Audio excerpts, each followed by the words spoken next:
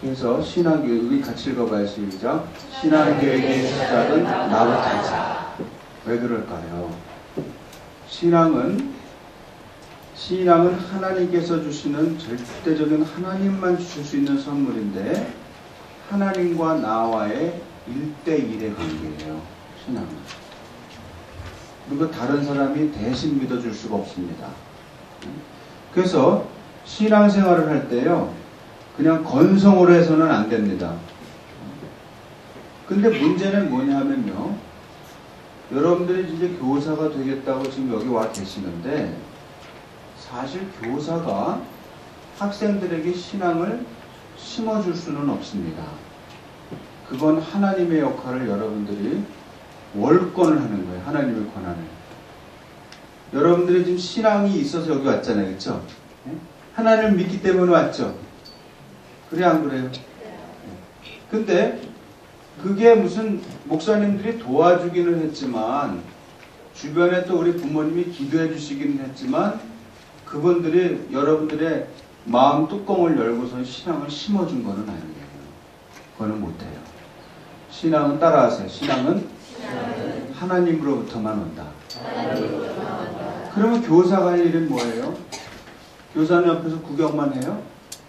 교사는 이 학생들로 하여금, 우리 자녀들로 하여금 신앙을 받아들일 수 있도록 마음밭을 기경하는 사람들이에요. 이거는요, 농부가 씨앗을 심고 자라나게 하는 거와 원리가 동일합니다. 농부가 할 수 있는 일은 뭐예요? 소를 이용하든지 경운기를 이용하든지 처음에 아주 거친 땅을 갈죠. 즉 기경을 한다 그러죠. 그것을 그 흙이 아주 고와지게 되면 거기에다 이렇게 고를 파고 거기다 씨앗을 심죠. 뭐 이렇게 뿌리기도 하고 씨앗을 심잖아요. 그 다음에 씨앗을 이렇게 덮죠. 그러나 대부분은 밭이 넓거나 논이 넓으면 그냥 이렇게 뿌리는 걸로 끝납니다. 그럼 거기서 그 씨앗에서 싹이 나면서 자라게 하는 사람은 누구예요? 하나님이에요. 농부가 하는 게 아니에요. 마찬가지예요. 여러분들이 교사가 하는 일이 뭐냐? 교사는 따라해보세요. 학생들의 마음밭을 기경해 주는 것이다. 아시겠어요? 그런데 그럼에도 불구하고 사람이 할 일은 있어요. 여기 같이 읽어봐요. 비록 시작. 비록 하나님의 능력이 인간의 수단에 얽매이는 것은 아니지만 하나님은 우리 인간으로 하여금 가르침이라는 수단을 사용하게 하셨다. 어떤 때는요. 내가 잘 못 가르치는데도 학생들이 잘 배우는 때도 있어요. 지금 이 안에도 저희 제자가 있거든요. 근데 제가 부족한 선생님인데도 저보다도 훌륭한 제자도 있습니다. 이 안에. 근데 제가 가르침이라는 통로를 통해서 그 수단을 통해서 이용해서 이렇게 전달을 해요. 학생들이 그걸 받아들이고 마음밭을 잘 저는 기경만 해놓으면 하나님께서 그 기적의 역사를 이뤄주십니다. 그러니까 다른 한편으로 생각하면 너무 걱정할 거는 없어요. 단지 우리는 마음밭을 잘 기경하고 학생들이 신앙이라는 하나님의 선물을 받아들일 수 있도록 그렇게 아주 순적한 마음 있죠. 아주 연한 마음, 또 하나님 주신 선물을 기쁨으로 받아들일 수 있는 마음을 만들어주는 게 교사의 역할입니다. 사실은요, 선물을 잘 받는 것도 믿음이 있어야 받아요. 제가요, 만약에 제가 지금 이래봬도요, 주머니에 10,000원짜리가 몇 개가 있는 사람입니다. 갑자기 눈이 탁 띄어지죠? 이거를 제가 여러분을 드리려고 그럴 적에 받는 사람이 저분이 왜 이걸 주지? 또 이거 10,000원 주고서 무슨 심부름 시키는 거 아니야? 그게 무슨 미끼가 아니야? 뭐 이런 생각을 가지고 있으면 제가 아무리 좋은 선물을 줘도 못 받아요. 기쁨으로 감사합니다. 그리고 딱 받을 수 있어야 돼요. 여러분 준비됐죠? 받을 수 있죠? 절대 안 주세요. 준비가 안 된 줄 알았어요. 그래서 제가 드리려고 했어요. 그거는 재미로 한 말이고요. 여러분들께서 정말 학생들의 마음을 잘 준비시켜 줄 수 있는 그런 교사가 되실 수 있기를 바랍니다. 그러므로 신앙교육의 출발점은 첫째는 나다. 교사가 신앙교육을 할 수 있는 준비가 돼야 돼요.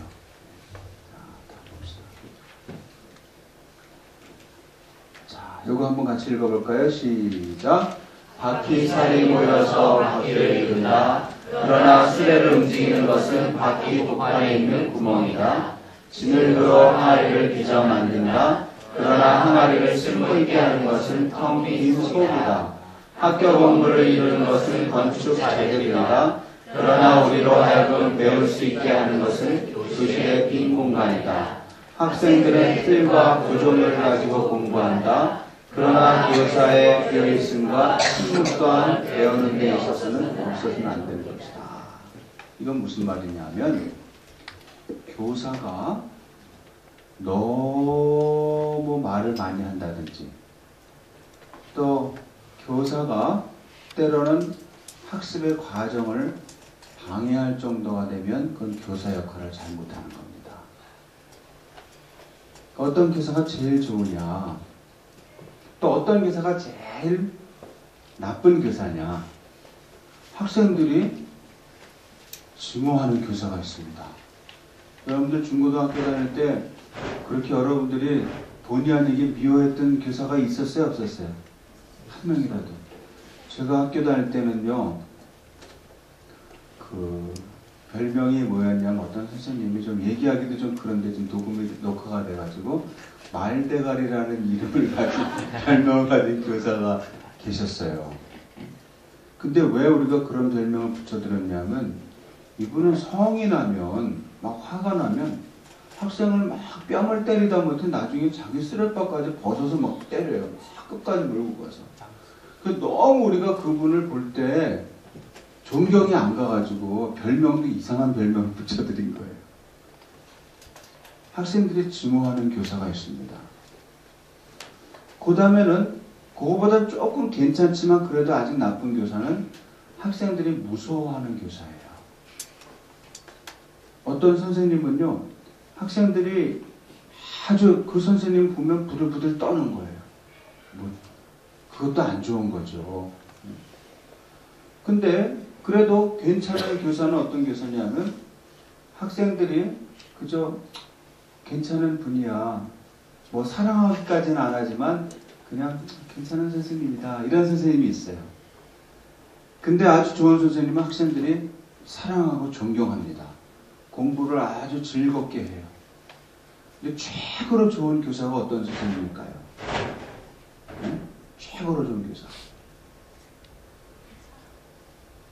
학생들이 사랑하고 존경하지만 그 선생님 때문에 배우는 건 아니에요. 선생님이 거기 계신 것조차 나중엔 학생들이 잊어버리고 그냥 진리를 배우는 거예요. 옆에서 선생님의 역할은 뭘까요? 계속 격려해 주는 거예요. 그리고 잘한다, 잘한다 해주는 거예요. 한때 저 아세아연합신학대학교에 총장님을 하셨던 우리 고세진 총장님이라고 계셔요. 그분이 이제 공부하실 때 이스라엘에서 공부를 하셨대요. 근데 이제 이분이 굉장히 훌륭하신 게 한국 아이 하나를 입양을 하셨어요. 입양을 하셔가지고 이제 아주 갓난아기죠. 그래가지고 이제 데리고 사는데 키우는데 이 아이가 이제 뭐 3살, 4살 이렇게 되다 보니까 음감이 아주 뛰어난 거예요. 아주 음악을 잘해요. 그래가지고 선생님이 그 목사님이 깜짝 놀란 거예요. 그래가지고 그 공부를 하시면서 이스라엘에서 학생 때니까 돈이 안 많잖아요. 그러니까 그래도 막 용돈을 모아가지고 비싼 생활비를 모아가지고 이 아이를 바이올린을 가르쳐줬어요. 근데 얼마나 잘하는지요. 작년엔가는 미국 줄리아드 음대에 최연소 학생으로 입학할 정도로 잘했어요. 근데 중간에 이 거 목사님이 한국의 교수님으로 또 총장님으로 나오시게 됐어요. 그래서 이 딸도 데리고 나온 거예요. 어린 나이에. 그런데 한국에서 와서 선생님에게 막 가르침을 받게 하는데 예전에 그 따님의 솜씨는 없어지고 한국에서 몇 년 지난 다음에 이제 또 외국 선생님한테 가서 우리 딸이 그동안 많이 개발이 됐지요? 하고 물어보니까 아니라는 거예요. 오히려 옛날보다 실력이 더 감해졌다는 거예요. 이상하다. 한국에 있는 바이올리니스트 중에서 아주 세계 최고라는 분들한테만 훈련을 받았는데요. 그랬더니 제가 누구라고 밝히지는 않는 거예요. 저도 사실 모르고. 이상하다. 돈도 많이 들여서 했는데 왜 이렇게 됐지? 그래서 나중에 딸한테 물어본 거예요. 딸한테. 이름이 수지예요. 수지. 고수지. 아주 바이올린 잘합니다. 이제 보세요. 1, 2년 안에 세계 최고의 바이올리니스트가 돼서 우리나라에 나타날 거예요. 지금은 미국에 있습니다. 딸이 그러더래요. 아빠, 이스라엘에 있을 때 그 선생님은 내가 바이올린만 잡고 연주만 하기만 하면요. 너 어쩜 이렇게 잘하니? 어떻게 이렇게 고사리 손 같은 작은 손으로 이렇게 악보를 잘 읽니? 잘 표현할 수가 있니? 정말 선생님은 놀랬다. 깜짝 놀랬다. 원더풀. 뭐 베스트. 나이스. 계속 격려해줘가지고 자기는 정말 마음에 기뻐가지고 막 하다 보니까 이렇게 잘했다는 거예요. 그럼 왜 한국 선생님이랑 차이가 뭐야? 한국 선생님은요, 막 하다가 잘못되면 손가락도 막 때리고, 이게 뭐냐고 그러고, 내 식대로 하라고 그러고, 막 이래가지고 자기가 오히려 주눅이 들어서 더 못했다는 거예요. 어떤 특정한 사람을 얘기하는 게 아니니까, 특정한 분들을 얘기하는 게 아니니까, 여러분들이 그거에는 그렇게 뭐 궁금해할 거는 없어요. 누구냐 도대체. 그게 무리라고 생각하면 돼요. 근데 우리는 아이들을 키울 때도 자녀들 양육할 때도 내가 원하는 방식의 자녀를 양육하는 법을 쓰면 안 된다. 하나님께서 그 자녀에게 심어준 탤런트를 잘 개발할 수 있는 방법을 취해야 된다. 따라오세요. 교육은 기르는 방식으로 하라. 격려하고 칭찬하고 잠재력을 키워주는 방식으로 해야 돼요. 그렇게 하려면 어떻게 할까요? 내가 좌지우지한다고 되는 게 아니에요. 교육은. 여기 아까 나오는 것처럼 그렇죠? 우리로 하여금 배울 수 있게 하는 것은 교실의 비밀 공간이라 그러잖아요. 학생들은 틀과 구조물을 가지고 공부하지만 교사의 비어있음과 침묵도 배우는데 있어서는 없어서는 안 된다. 내가 좌지우지하는 게 교사가 아닙니다. 학생들이 잘 배울 수 있도록 선생님은 미리 그걸 숙제 갖고 와서 학생들을 격려하는 거예요. 그게 교육입니다. 아시겠죠? 아이고 내가 하는 역할이 별로 없구나. 그러면 나는 성경 공부도 안 해도 되겠네. 그럼 옆에 앉아있으면 되겠네. 옆에 앉아있으라는 얘기가 아니에요. 학생들을 여러분이 막 임의적으로 막 그냥 푸시를 해가지고 빨리 이런다고 되는 게 아니다. 꼭 기억을 해두세요. 자, 그래서 삶을 변화시키는 교회의 신앙교육을 추구해야 되는데요. 우리가 기독교 교육을 할 때는요, 요 세 가지가 같이 들어가야 돼요. 첫째는 성경 말씀입니다. 성경 말씀. 이거는 영어로 표현하면 eternal value예요. eternal value. 영원한 가치가 있는 책입니다. 그 다음에는 역사예요. 역사. 역사는 과거의 일을 되돌아보는 거예요. 때로는 우리의 선배들이, 선조들이 잘한 것도 있고 잘못한 것도 있어요. 잘못한 건 그 전체를 안 밟으면 되고, 잘한 건 우리가 더 잘할 수 있도록 그 효과를 증폭시켜요.